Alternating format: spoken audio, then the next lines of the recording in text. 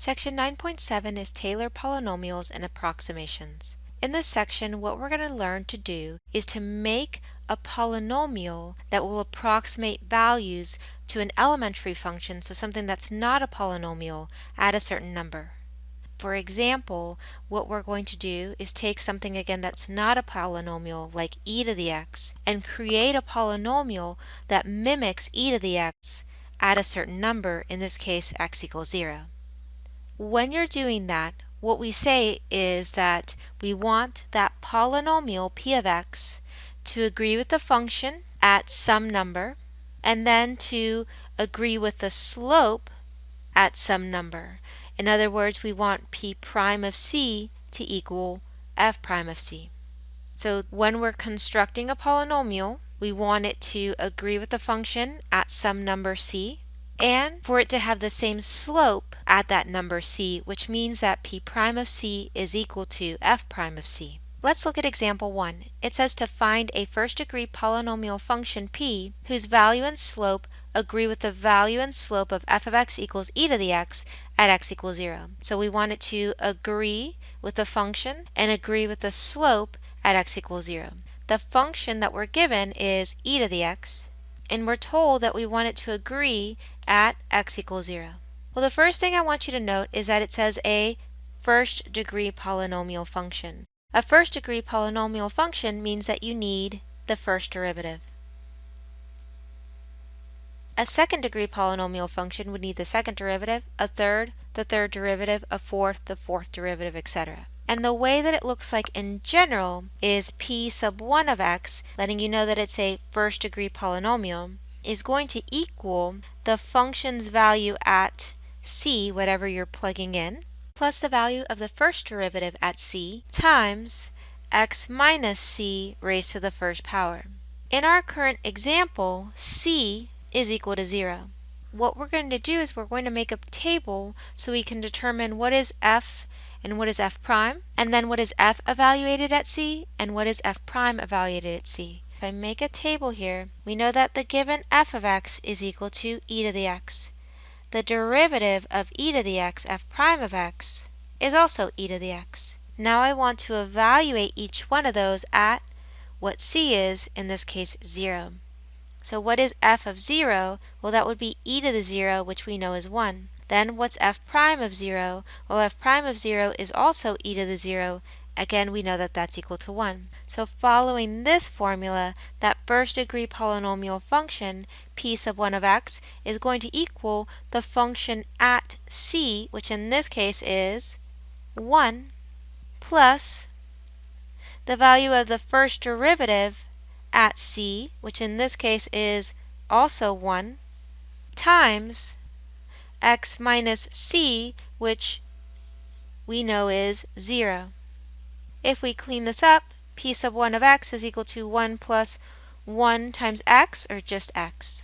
What we have done is taken the function e to the x, and we want to make it into a polynomial. Example 1 has us looking for a first-degree polynomial function, so we only needed to go to the first derivative, and this example also has us centered at 0. If you were to look at this on a graph, and so we're just going to go to desmos.com to graph it, if I were to write y equals e to the x, I have this red function. If I have our y equals 1 plus x, I have this other function. Notice that we agree with the function at x equals 0, and the slope is the same. So we are approximating e to the x with a polynomial function. That's what a Taylor polynomial does. So let's define Taylor and Maclaurin polynomials, and then we're going to find both of those polynomials in the next few examples. We have two different definitions. One of them is the Maclaurin polynomial, and the other one is a Taylor polynomial. Really, it's the same thing. The only difference is for your Maclaurin polynomial, you're going to be centered at 0. And for your Taylor polynomial, you're going to be centered at x equals c. So let's look at these two definitions and then determine really what's going on for both of them, and then we'll notice that we really only need Taylor's formula to find both. We say that if f has n derivatives at x equals c, then the nth Maclaurin polynomial of f is, and we denote it p sub n of x, f of 0 plus f prime of 0 times x plus f double prime of 0 times x squared over 2 factorial plus the third derivative evaluated at 0 times x cubed over 3 factorial plus all the way down to the nth derivative evaluated at 0 times x to the n all over n factorial. Now notice that here we have over 2 factorial over 3 factorial and then over n factorial. We could have put the first two terms over factorials as well. We could have said this is over 0 factorial and that this is over 1 factorial. It's just that we know that 0 factorial is equal to 1 and 1 factorial is equal to 1, so usually we don't include those terms. Notice as well that we have x to the n here, x cubed, x squared, x to the first. We don't have an x with the first term. That's because if we would have said x to the 0, we know that x to the 0 would just be 1, so we don't need to include it. I include them when we make the polynomial because it's part of the pattern that generates that Taylor polynomial. Basically, if you have a function and you can find down to its nth derivative, you can construct this polynomial that's going to, again, agree with the function at wherever you're centered and with the slopes of that function. Now let's look at the difference between a Maclaurin and a Taylor. I said that the only difference is that you're centered at C. So notice here I said that I was centered at 0. Since I was centered at 0, I'm evaluating the function and the derivatives at 0. Here I'm centered at C, so I'm evaluating the function and the derivatives at C. Again here, the top one, I'm centered at 0, so notice it's just x by itself, not x minus anything, because we know that x minus 0 is just x. But here again, if I'm centered at C, notice I have x minus c squared, x minus c cubed, x minus c to the n. So it's again the same formula. If you just know Taylor's formula, you know enough for both. The only difference between Taylor and Maclaurin, again, is that for Taylor's formula, you're centered at C, and so it gives you just the formula you can use no matter where you're centered. Also, just like with Maclaurin, we can put this guy here over 1 factorial, this guy here over 0 factorial, and then we can add an x minus c to the 0 to this first term just so that this makes a lot more sense. Every single one of them is just going to be the function evaluated at itself or at a derivative times x minus c to that n all over that n factorial. Let's look at the next two examples where we're going to be finding the nth Maclaurin polynomial for the following functions. So it's a Maclaurin polynomial, which means we know that we are going to be centered at 0. That means that c is equal to 0. I'm going to use Taylor's formula no matter if it's a Maclaurin or a Taylor polynomial that I'm making. And the formula is that you're going to evaluate the nth derivative of the function at c. You're going to multiply that by x minus c to the nth power, and then that you're going to put that over n factorial. For number 2, we need n equal to 3. That means that we need to go down to the third derivative. Just like in example 1, I'm going to make a table to organize our information. So I know that I have my function that's given. That's just the tangent of x. I know I need to go down to the third derivative because I want a third degree polynomial. So if my function is the tangent of x, the first derivative, f prime of x, is going to equal secant squared of x.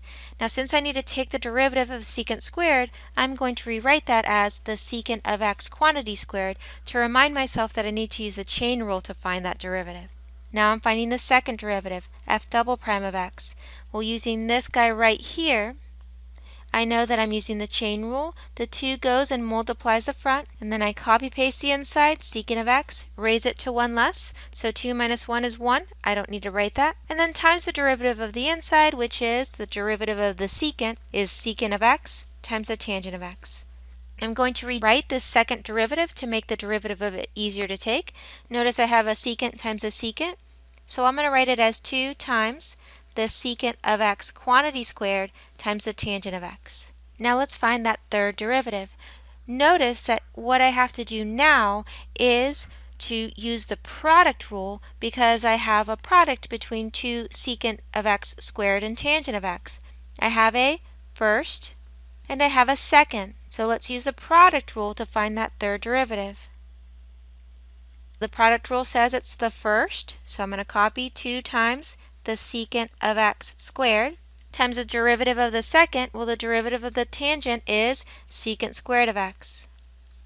And then plus the second tangent of x times the derivative of the first. Well, the derivative of 2 secant of x squared, the 2 goes and multiplies that 2, and that's a 4. Copy paste secant, raise it to 1 less, so 2 minus 1 is 1. I don't have to write that. And then the derivative of the inside, the derivative of the secant is secant times the tangent.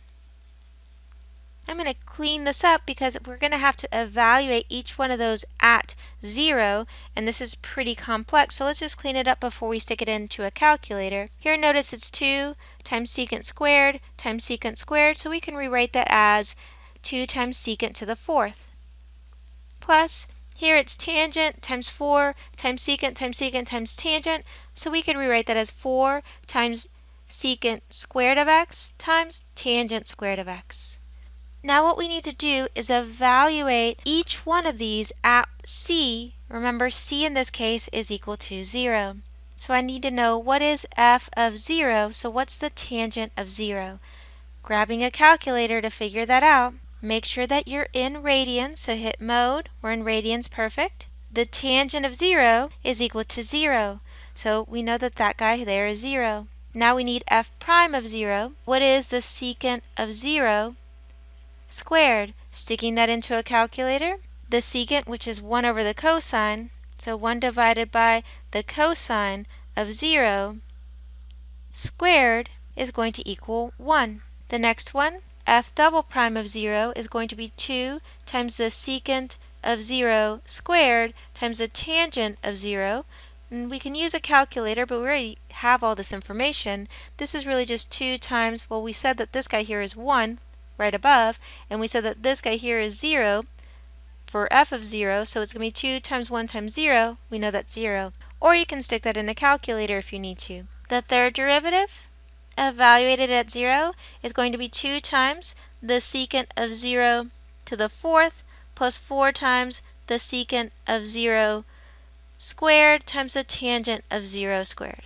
And if we stick all of that in a calculator, it's 2 times, and then that's going to be 1 divided by the cosine of 0, and then that's raised to the 4th, and then it's plus 4 times the secant, which is 1 over the cosine of 0, and I know I need to square that, and then times the tangent of 0, and then squared.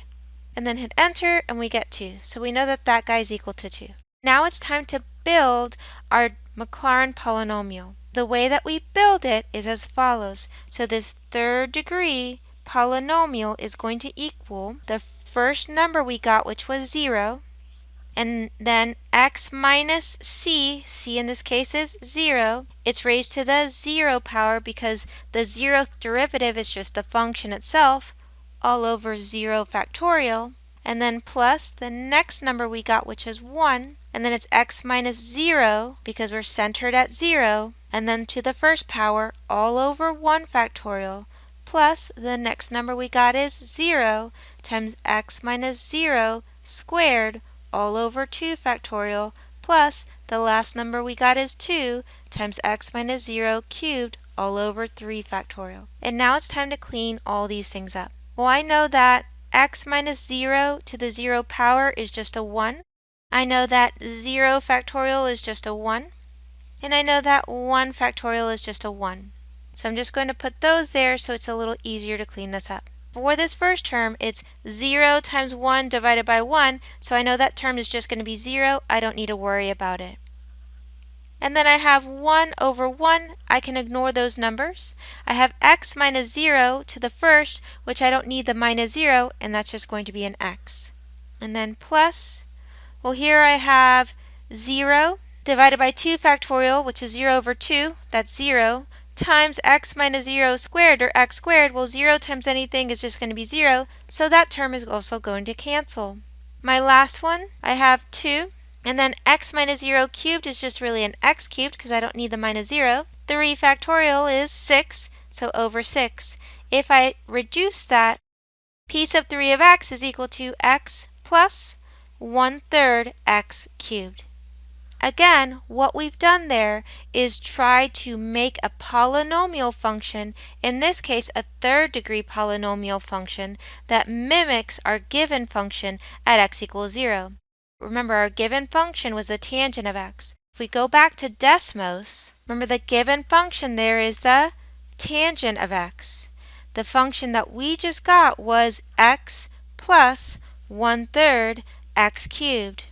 Notice that here at x equals 0, the red graph, which is the tangent of x, and the blue graph, the polynomial that we just came up with, is starting to become the same.